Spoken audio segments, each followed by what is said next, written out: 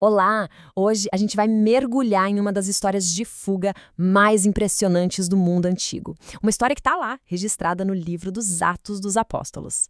A pergunta que não quer calar é essa: como? Como é que alguém consegue escapar de uma prisão de segurança máxima no ano 44 depois de Cristo?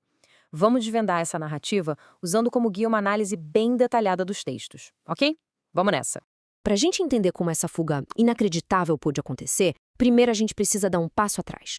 Vamos voltar no tempo e entender o cenário político daquela época. Então, o nosso personagem principal aqui, pelo menos no começo, é o rei Herodes Agripa I, que era neto de Herodes o Grande.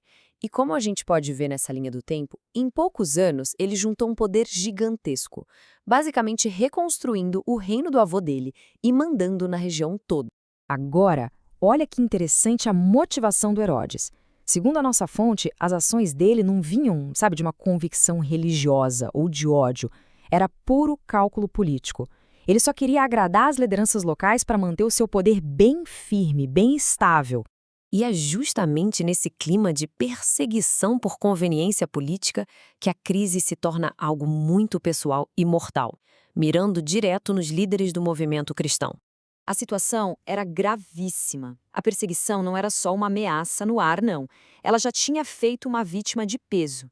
Tiago, que era uma das colunas da comunidade, foi morto.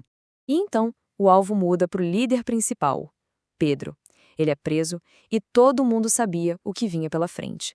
O mesmo destino de Tiago já estava traçado para ele. A tensão, claro, estava no máximo. Diante de um perigo tão real, qual foi a reação da comunidade? Eles se uniram, se solidarizaram. A fonte destaca que eles se juntaram como uma grande família, usando a oração como sua principal ferramenta de resistência.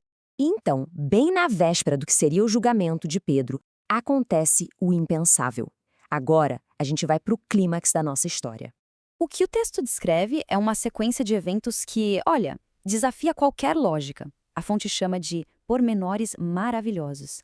Pensa só, um anjo aparece na cela, as correntes simplesmente caem dos pulsos, eles passam pelos guardas e ninguém percebe nada, e o portão de ferro se abre sozinho. É uma cena de filme.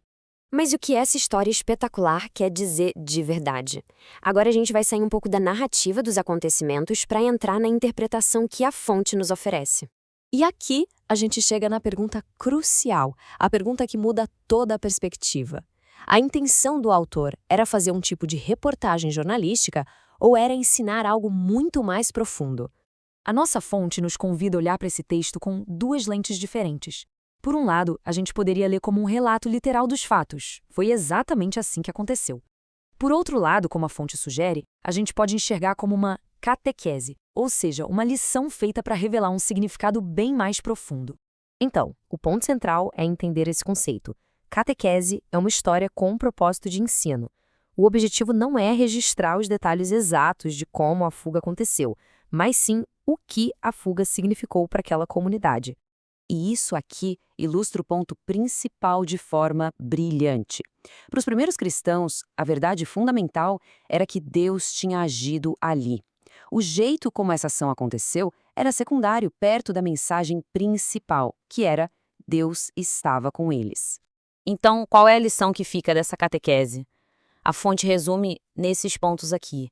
É uma mensagem de esperança, de segurança, garantindo que, mesmo no meio da perseguição, existe um cuidado divino, existe força na comunidade e existe a possibilidade de superar qualquer adversidade. Essa citação da nossa fonte meio que amarra tudo perfeitamente.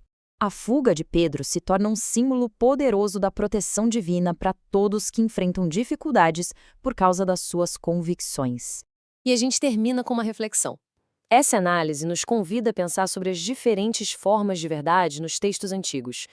Uma história pode carregar uma verdade profunda, transformadora, mesmo que seus detalhes não sejam factuais. O que isso nos diz sobre como a gente lê e interpreta as narrativas, tanto as antigas quanto as de hoje em dia? Fica aí a reflexão.